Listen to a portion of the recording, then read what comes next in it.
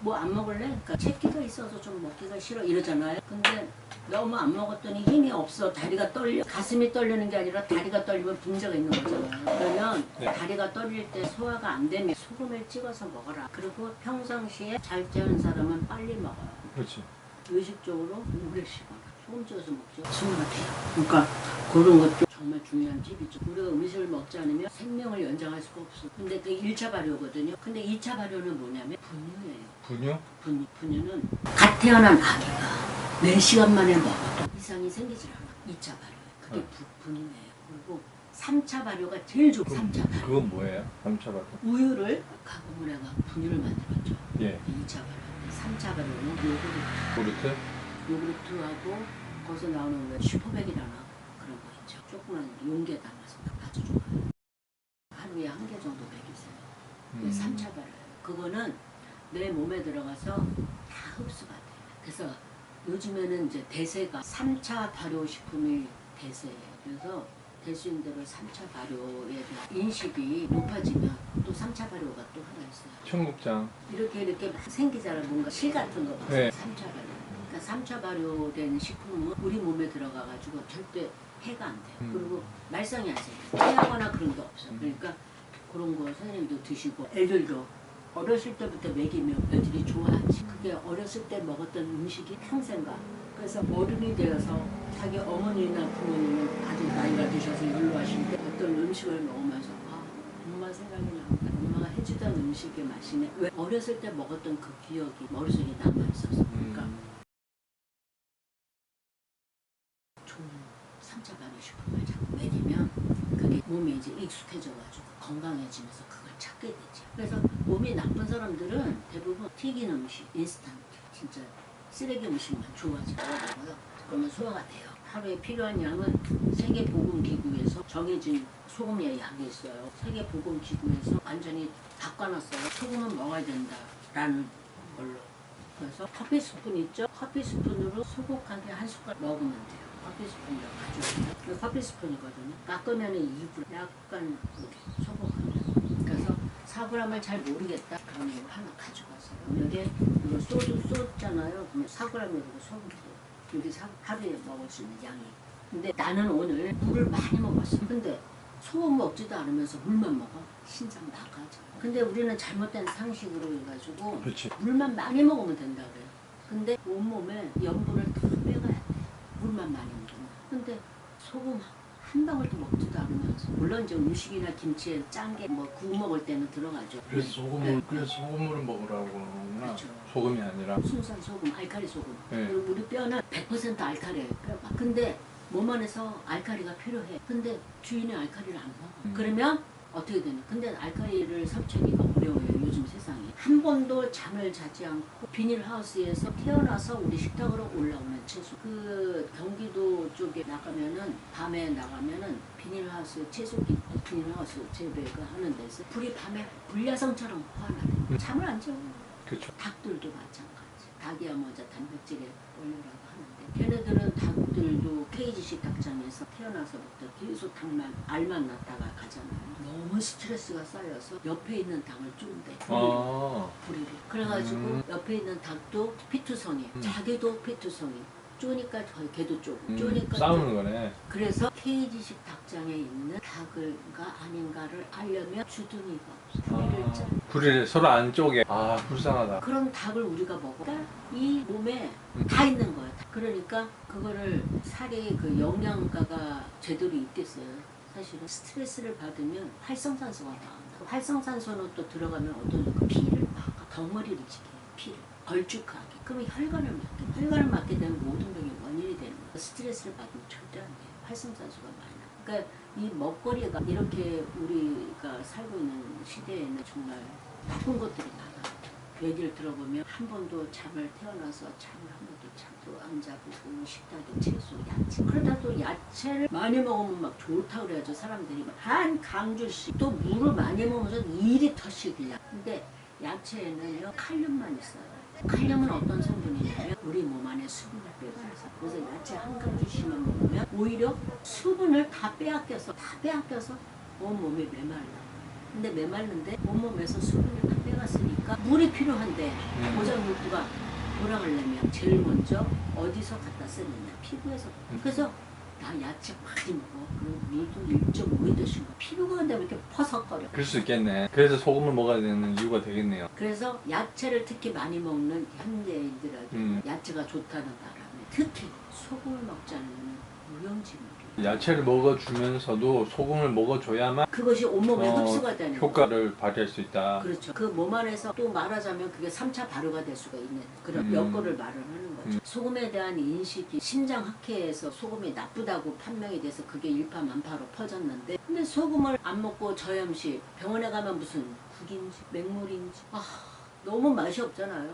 먹을 수가 없어. 병원에 가면 입원해보면. 근데 어떤 흔한 예는 아니죠. 정말 이 하루에 야채 한강줄이 물은 1.5리터 저염식 그렇게 먹다가 쓰러져 들어온 사람이 있어요. 병원에 어떤 소금에 관한 얘기를 읽다가 내가 봤는데 간호사가 근데 병원에 있는데도 계속 나빠지는 거야. 원인은 모르겠어. 원인은 몰라. 병원에서 나오지 않아요. 나오지 않는데 간호원이 자기가 그러한 생활을 했던 경험이 있었기 때문에 그 여자한테 밥을 주고 좀 친해져가지고 믿음이 이제 갔으니까 당신 살고 싶으면 내가 주는 소금을 그랬대요. 그래가지고 단 한 달 만에 한 달 만에? 완전히 건강해져서 나온 사람이 자기가 쓴 거예요. 소금을 안 먹었더니 그냥 몸이 완전히 막 힘이 없고 아무 생활을 할 수가 없어서 나처럼 건강에 관한 이렇게 규칙을 갖다 세워서 이렇게 철저하게 내 관리를 했는데 야채 한강줄이씩 먹고 물을 1.5리터씩 먹고 딱딱딱 맞춰서 저염식에다가 이렇게 먹었는데 내가 왜 몸이 자꾸 이런지 모르겠다. 급기야는 병원에 입원했는데 그렇게 된 거죠. 그래서 소금 예찬론자가 된 거야. 소금이 없어서는 안 된다. 그래서 건강한 사람 0.9 근데 소금 많이 먹으면 어떻게 소금 너무 많이 먹다 이러잖아요. 근데 우리의 몸은 하나님이 그렇게 만들어 놓으셔서 항상성이라는 게 있어요. 항상. 그러니까 선생님도 아시겠지만 0.9%만 딱 비축해. 근데 소금 더 먹어 주인이. 그러면 물을 먹게 해. 그리고 물을 먹으면서 그 필요 이상의 소금은 다 배출하게 만들어놨어. 저절로. 그래가지고 몸이 계속 건강하게 0.9를 유지하는 거예요. 근데 또 소금을 너무 많이 먹으면 안 되지 않을까요? 그러니까 지금 그거 얘기하는 거예요. 근데 필요 이상으로 먹고 싶어도 또 몸에서 안 돼. 근데 소금을 너무 많이 안 먹었던 사람은 소금을 갑자기 먹으면 부어요. 근데 왜 붓냐? 그럼 그 사람은 몰래 갖고 손발에 이게 안 돼. 퉁퉁 부었어. 그러면 소금을 준다하죠. 부작용. 몸 안에서 이제야 소금이 들어오는구나 이러면서 내보내지를 않는답니다. 소금이 들어오잖아요. 몸 안에서 저장에는. 우리 주인이 소금을 또 안 먹을지 모르니까 저장을 하는 거예요. 비만 걸린 사람들 단식하면 지방을 갖다가 비축해 놓은 데잖아. 안 빠진 데잖아. 그런 것처럼 소금을 저장해. 그래서 약간 부어요. 근데 부을 때 그거는 좋은 징조라고 생각하고 물하고 같이 먹으면서 계속 소금을 똑같이 먹어요. 똑같이. 어느 틈엔가 몸이 진짜 정상화되면서 몸이 날아갈 것 같이 가벼워집니다. 소금에 부정적인 얘기를 많이 사람들이 하다 보니까 양애들 중에서도 그러니까 황수관 박사 돌아가신 황수관 박사 강의 중에 맨날 소금 먹으면 죽는다고 그러셨잖아요. 폐혈증에 돌아가셨잖아요. 그래요? 폐혈증으로 했어요? 피가 썩는 거예요. 피가 썩는 건 뭐예요? 몸 안에 당분만 있는 거예요.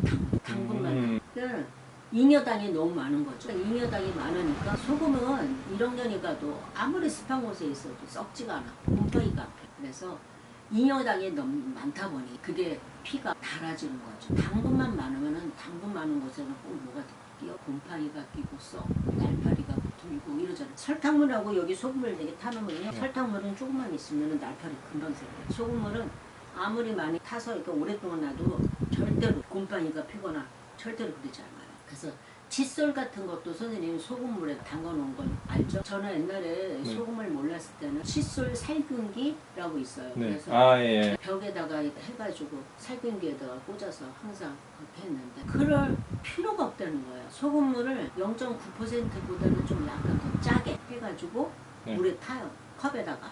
유리컵, 플라스틱 컵보다는 유리컵이 좋아요. 그래서 거기다 담가 놓으세요. 칫솔을. 담가 놓으면 그 소금이 칫솔에서 살균 소독도 되지만 꺼냈을 때 짜잖아요. 칫솔 모에. 거기다가 치약을 또 묻혀가지고 닦죠. 잇몸이 튼튼해집니다. 완전 일석이조. 잇몸도 중요하잖아요. 잇몸이 더 중요해요. 그렇죠. 잇몸이 약하면 지탱할 수가 없어서 이빨이 빠지거나 부러지거나 흔들거리거나 그런 원인이 되는 거고, 잇몸이 나쁘면 치석이 잘 끼고 이러는데 소금으로 하면은 살균 소독이 다 돼요. 잇몸이 일단은 튼튼해져요.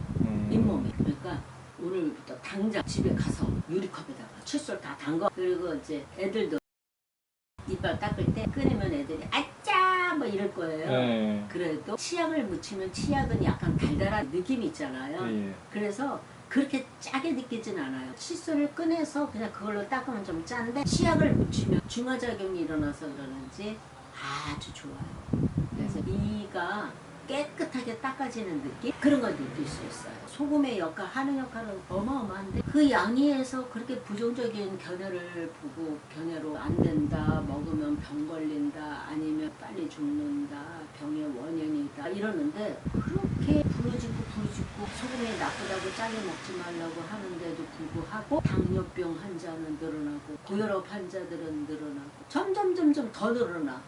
근데 사실은 고혈압과 당뇨병은 우리 몸에 가장 우리 병 중에서도 물론 많은 병들이 있지만 그게 모든 병의 원인이 되잖아. 고혈압 약을 먹는다는 거는 벌써 나 앞으로 중풍 걸릴래? 중풍 예약 알이에요. 근데 대부분 다 고혈압 약을 한번 입에다 대면은 평생 먹어야 된다 이러잖아요. 그럼 왜 치료가 돼야지 왜 계속 먹어야 돼? 그러니까 말하자면 그거를 먹었을 때 어느 정도 한 달이나 두 달 먹으면 낫습니다 이래야 되는데, 한번 입에 대면 계속 끝까지 죽을 때까지 고혈압 약을 먹어야 된다는 그 증세만 그때 완화시키는 거지 치료법은 아니야. 그러고 보니까 진짜 한이랑 양이랑 진짜 차이가 큰 것 같네요. 그죠.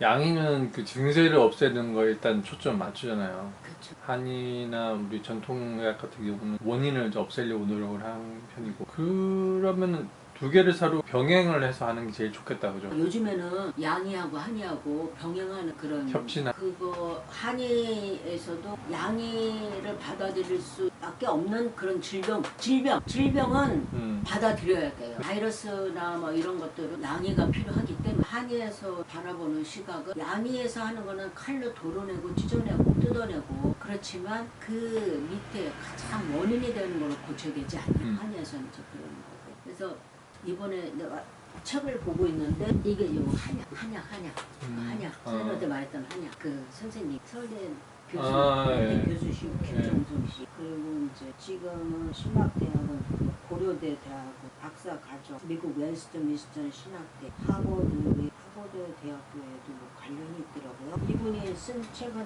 한의에 가까워요. 근데 한의에 가까우면서 읽어보면서 가장 중요한 거는 내 마음이라는 거. 마음? 그러니까 예. 이분은 다른 거보다 마음을 풀어야 암도 낫는다. 그래서 치료하는 정신 어떤 그런 게 있어요. 그래서 이분 다 죽어가는 사람들, 이분이 3박 5일인가 3박 4일인가 4박 5일인가 심신 프로그램이 있어요. 한번 내가 여기 참여 한번 해보려고. 그러면은 이 마음을 먼저 다스리기 때문에 병이 스스로 낫는다는 그런 원리예요. 지금 현재는 이제 목사님으로 활동하고 계시더라고요. 목사님 교수이면서 의사이면서 목사까지 하시는 거예요? 대단하시네. 이런 거 그림도 다 본인이 그리시고. 저희가 와 대단하시네 진짜. 근데 그림이 글 내용하고 딱 맞아 떨어지게 패러디해서 그렸다고 할까? 이 내용을 갖다가 자우전에 아주 되게 익살스러우면서도 어쩜 이렇게 딱 맞아 떨어지게 했지? 그래서 너무 내가 이제 여기까지 이제 볼 차례인데, 여기서 이제 이 박사님이 말하는 거는 뭐냐면 양의에서는 암 환자가 생겼다면 암 부위를 낫을 베어버린다는 거죠. 그러니까 수술한다는 거죠. 그리고 또 풀이 나잖아. 농사 지을 때. 그럼 풀을 없애기 위해서 낫을. 그리고 그래도 풀은 또 자라. 밟아도 자라는 게 풀을 살려.